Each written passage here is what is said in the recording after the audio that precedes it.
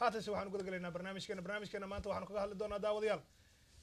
shirka wada tashiga ee ka socda magaalada Nairobi kaasoo ay si toos ah noogu soo gudbinayaan wariyaasheena Sama TV ee ku sugan haatan magaalada Nairobi caasimadda dalka Kenya shirkaas oo looga hadli doono xaaladda Soomaaliya xilliga kala guurka waxaana shirka maantay Cabdikariin oo isuduwaha Sama TV ah inoo qaada dhigi doona arrimaha uu ku saabsan yahay shirkaas waxa looga hadli doono xiriirna la sameeyay wariyaasheena Sama TV Faisal Caseer iyo Maxamed Cismaan Xabiib ku soo dhaw Cabdikariin barnaamijka waa ma santahay Caawil daawadayaasha qiimaha qaaylo waxaan idin haynaa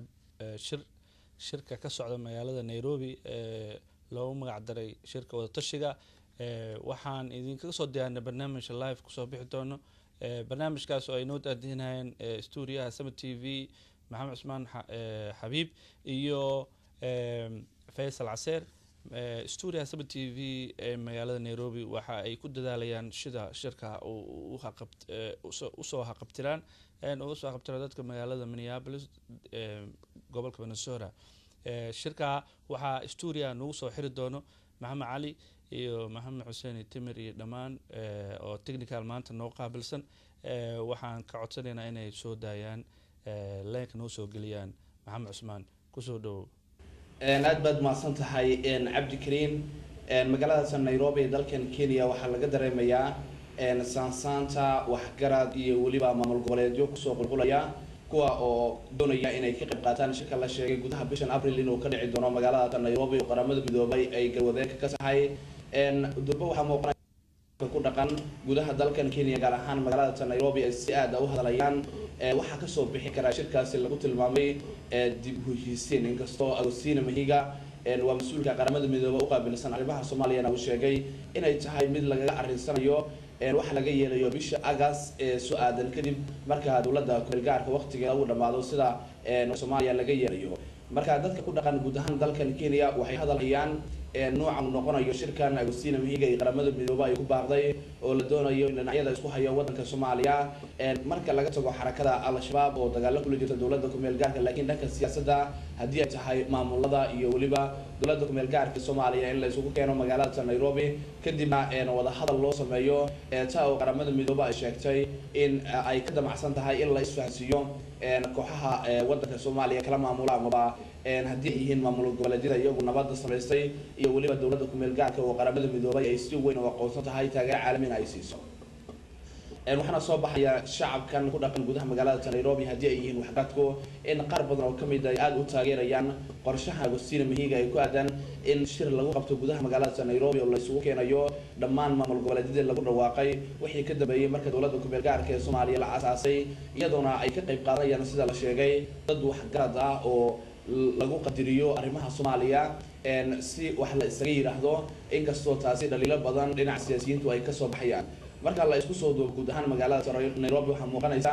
in diyaargarow waxa lagu galayo hadii ay tahay qaramada midoobay iyo waliba beesha kale caalamka ee fadhigoodu yahay intooda badan magaalada Nairobi iyo waliba dawladda Kenya oo iyadoo lafteeda lagu wargeliyay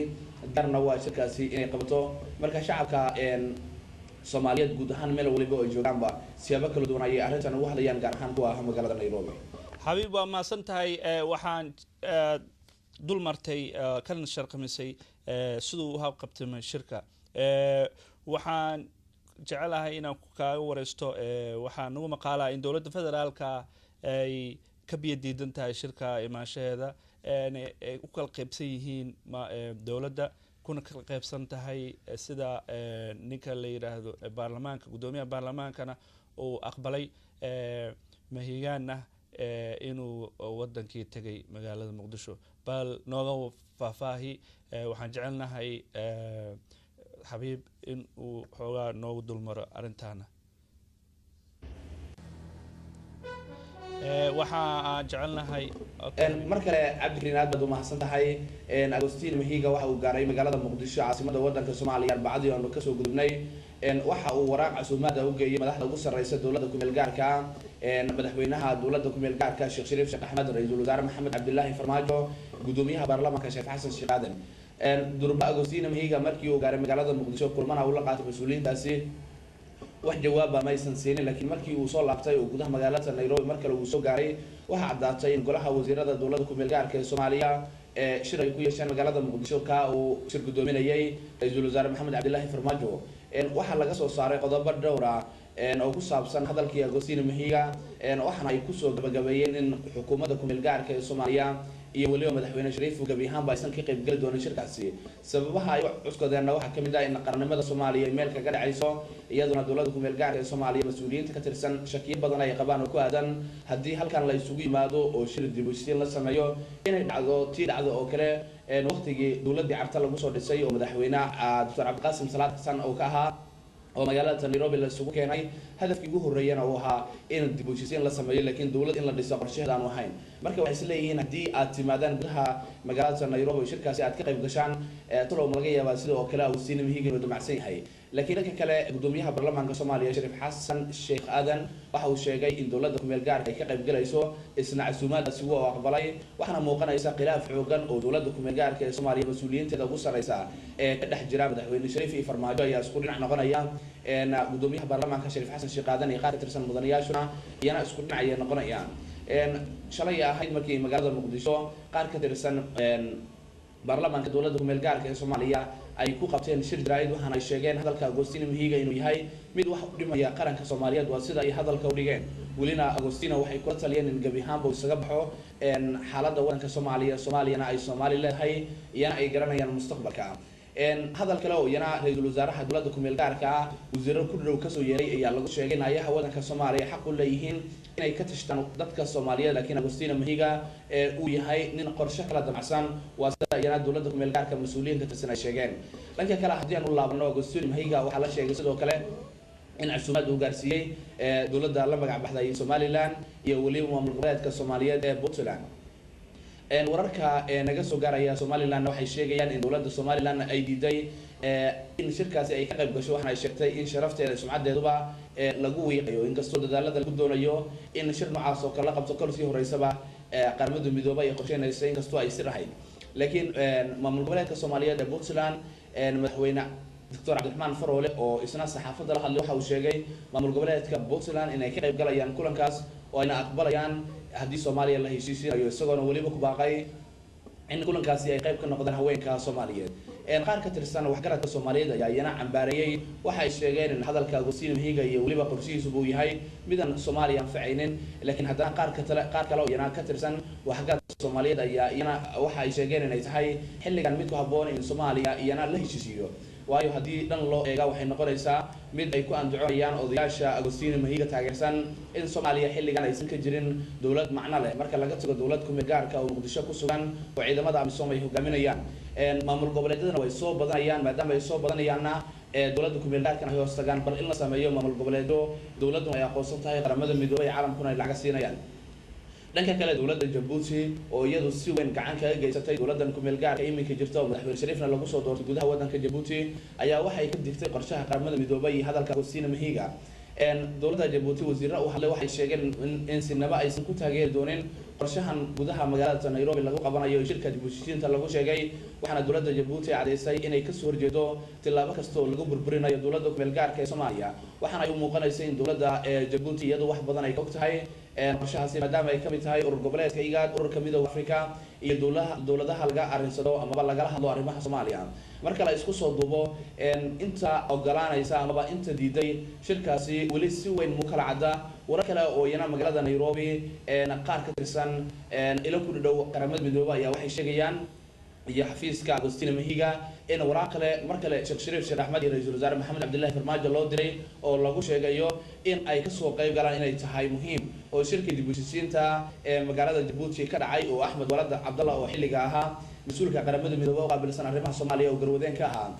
waxaan la muujiyay sida qaramada midoobay ay u doonayso in waxyaabaha lagu dhawaaqo la hirgeliyo iyaduna dawladda ku meel gaarka looga baaqayo in waxyaabihii ay ogolaatay markii shirkaasi Djibouti la joogay ee ahaa in wada kasta oo dib u heshiisiin lagu sameeyo haddii la arko amaba ay timaado dawladda ay aqbalayso marka la isku soo duubo shacabka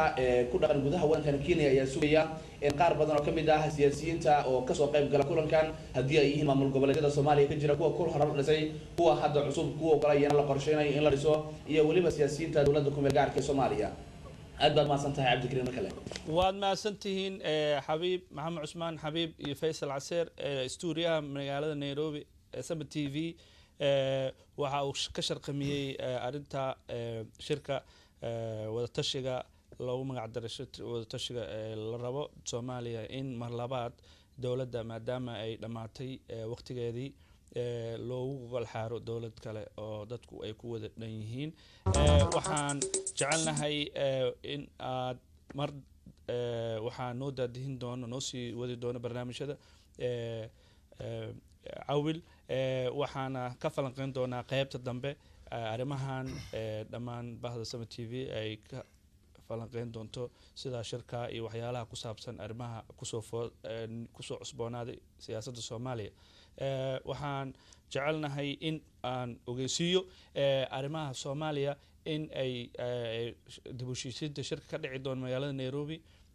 in aan soo deyn doono oo si toos ah live ilaa hadduu yiraahdo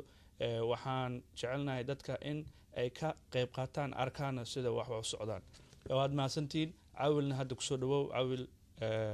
ayaa niisii daadiin doona aad iyo aad baad u mahadsantahay cabdikariin sida aad nooga haqabtirtay oo shirka wadatashiga ee magaalada Nairobi ka bilaaban doona 12 bishan shirkaas oo isugu imaan doonaan dadweynaha Soomaaliyeed daawadayaal waxaan naga xusuusina in aad Sama TV ka booqan kartaan website-keeda somaliamericanmedia.org ama allsomali.com kuwaas oo ka baxa barnaamijyo maqal iyo muuqaal haddaba wariyaasheena Maxamed Cismaan Xabiib iyo Faysal Casiir aad iyo aad bay u mahadsan yihiin waxaan u gudagalaynaa haatan barnaamijyadeena qaybaha ka haray haatanna bal aan ka codsado